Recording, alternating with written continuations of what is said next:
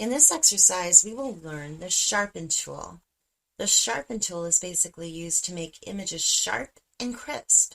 Okay, let's see how this tool will work.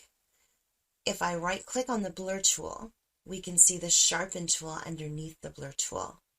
We can also create a shortcut key for this tool as we did in the previous exercise. Okay, now I have selected the tool. Make sure you create a new layer from here. Okay, now click and drag your mouse a little bit on the eye. Something like that. Not too much.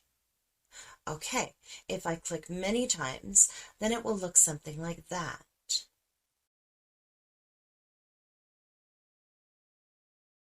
Okay, let's undo that and paint a little bit on the other eyes. Also something like that.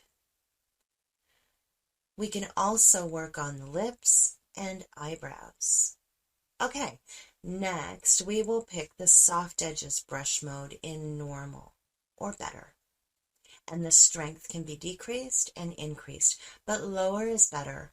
Almost 25 to 50 for face retouch. Make sure that the sample all layers is checked on, and protect detail also is checked on. Let's try this one. Something like that. And we can see it is not looking good now. Check this on and try it. See? It's better. Okay.